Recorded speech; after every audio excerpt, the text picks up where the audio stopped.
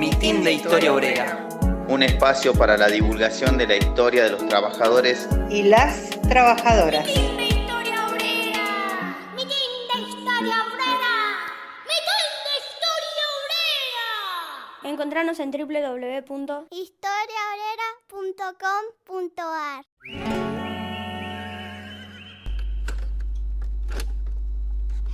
Infancia, juventud y sindicalismo a principios del siglo XX. A propósito de una obra en construcción, un joven y su encuentro con la clase obrera organizada, por Ludmila Sheikman.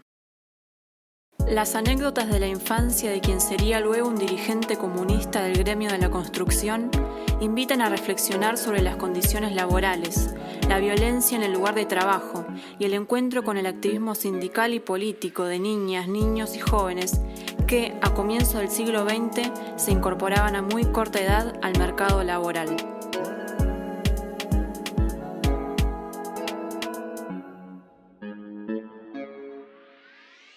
Pedro Chiarante nació en 1898, en Las Chacras, provincia de Buenos Aires, y falleció en 1973 en la ciudad de Buenos Aires. Fue obrero de la construcción y dirigente comunista. Su autobiografía contiene uno de los relatos más descriptivos y mejor desarrollados sobre la infancia obrera. Su extensa escritura sobre la niñez proviene de su autorreflexión como adulto sobre las carencias padecidas en la infancia y sobre la falta de oportunidades de los niños obreros en los suburbios pobres de la ciudad de Buenos Aires. Pedro empezó a trabajar a los 6 años como sirviente doméstico. Esta experiencia culminó con una golpiza por parte de sus patrones. Su trabajo siguiente, en la fábrica textil Bosaya, a los 12 años, no fue mejor. Trabajaba 11 horas por noche y me pagaban 20 centavos diarios. Sí, 20 centavos diarios. De tal manera se explotaba a los chicos. Eso sí, el capataz Longoni no nos mareaba con fuego como hicieron con los esclavos. Usaba, en cambio, su látigo cuando alguno de los pibes, rendidos por la fatiga, nos quedábamos dormidos entre la lana, desatendiendo los usos. Nos pegaba solamente para que nos despabiláramos y pudiéramos seguir hasta el final de la jornada. En el relato de Chiarante, pero también en muchas crónicas y noticias periodísticas y literarias de la época, podemos observar que la violencia en el sitio de trabajo era particularmente intensa para con los niños. Se hacía presente en los malos tratos aplicados por los capataces, con especial virulencia a los menores, pero también en las duras condiciones laborales o en el accidente por el cual su hermano, también cuando niño, cayó en el pozo de cal de una obra, quedando casi ciego, sin recibir indemnización o resarcimiento alguno. ¿Cómo eran las condiciones laborales de niñas, niños y jóvenes que se incorporaban a muy corta edad al mercado laboral a comienzos del siglo XX? ¿Cuál fue el papel de la violencia en esos trabajos? ¿Cómo se relacionaron estas experiencias con el activismo sindical y político? A comienzos del siglo XX, en la ciudad de Buenos Aires, las niñas y los niños constituían entre el 4 y el 7% de la fuerza laboral en el comercio y la industria, según la información censal que tradicionalmente ha subregistrado el fenómeno. La edad oficial promedio de ingreso al mercado de trabajo eran los 14 años, cuando finalizaba la escolarización que era obligatoria desde la Ley 1420 de Educación Común de 1884. Pero era frecuente que niñas y niños de familias obreras ingresaran al mercado laboral entre los 9, 10 u 11 años, cuando no antes. En las ciudades se desempeñaban mayormente en el trabajo fabril, callejero, en el comercio o en el servicio doméstico, destino preferente para las niñas. En las zonas rurales trabajaban en el campo junto a sus familias. Muchas veces sus trabajos eran eventuales, poco interesantes, rutinarios, propios de la edad. Había también quienes lograban emplearse como aprendices de diversos oficios, en un camino que les permitiría a futuro insertarse ventajosamente en el mercado laboral.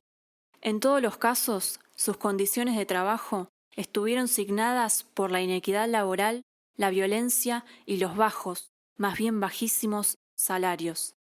En trabajos sin calificación, niños y jóvenes ganaban muchas veces menos que la mitad del salario adulto, brecha que se incrementaba para las niñas. La violencia era omnipresente.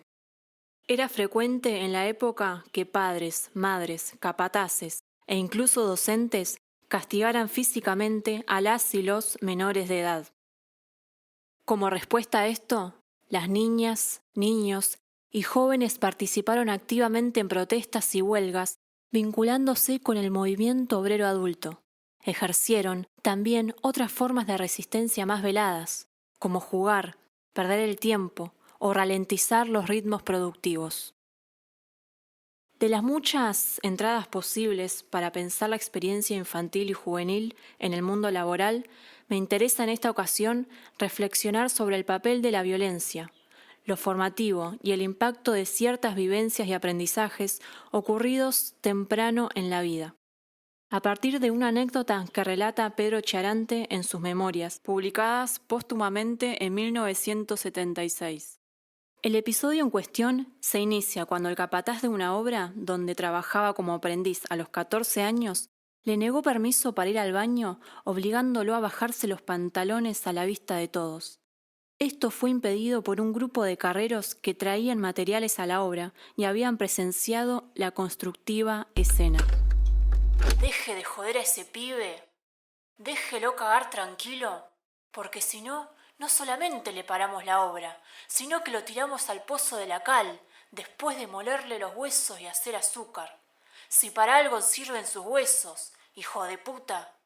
Con estos profundos argumentos, los carreros obtuvieron mi derecho a la higiene interior.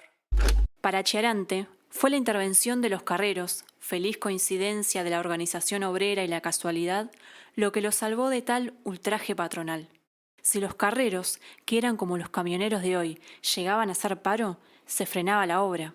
Una huelga de carreros tenía incluso el poder de paralizar la actividad de la ciudad. Por eso mismo, el capataz cedió ante ellos.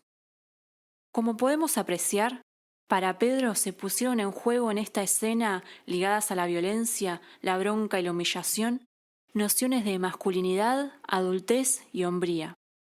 Estas se entrecruzaban con la relación asimétrica de poder entre niños y adultos, entre capataces y aprendices, y entre obreros adultos organizados y aquellos que no lo estaban. ¿Quién más estaría mirando la escena? ¿Qué nos dice esto de la naturalización de la violencia hacia los menores y de su cuestionamiento? A su vez, esta tragicómica anécdota tuvo para él una significación profunda. Luego de algunos años comprendí cabalmente qué había significado esa actitud, nada menos que la fuerza de la clase obrera organizada. El temprano encuentro con el sindicalismo, la política obrera y la rebeldía juvenil fueron también componentes claves de las infancias trabajadoras recopiladas en las memorias de otros militantes. Su primer contacto con la organización obrera, para Pedro, no se piense que se efectuó en el proceso de una lucha o en una jornada más o menos brillante, antológica, por alguna reivindicación de esas que quedarán escritas en la historia de la clase obrera de nuestro país. No, fue en circunstancias mucho menos singulares, derivadas de un simple, común y natural proceso fisiológico. Yo tenía ya 14 años, ganaba 2 pesos diarios, 2 pesos muy necesarios en mi casa. Estaba dispuesto literalmente a bajarme los pantalones delante del capataz y hacer mis necesidades. El sindicato de carreros lo impidió, la organización proletaria lo impidió, y me enseñó algo que nunca olvidaré. La solidaridad entre los obreros debe ser cuidada, estimulada, ejercida, enseñada. La razón por la cual Pedro Chiarante incluyó esta historia en su autobiografía es la necesidad de transmitirnos una enseñanza, a nosotros, más jóvenes lectores y lectoras de su obra, para ilustrar las inequidades y violencias que acechaban a los jóvenes trabajadores. La moraleja apunta a mostrar el poder de la clase obrera organizada que él mismo descubrió en su juventud. los relatos educativos y con fuerte carga moral fueron una forma usual de intervención en las autobiografías de militantes obreros convertidos en escritores, y un rasgo propio del género. La lección que Charante quiere inculcarnos es que tan solo con solidaridad, en organización común y colectiva, podemos protegernos de las injusticias, actuando también en favor de aquellas y aquellos que se encuentran en posiciones menos ventajosas que la nuestra, como es el caso de las generaciones más jóvenes en esta historia. Fue una producción de Historia Obrera.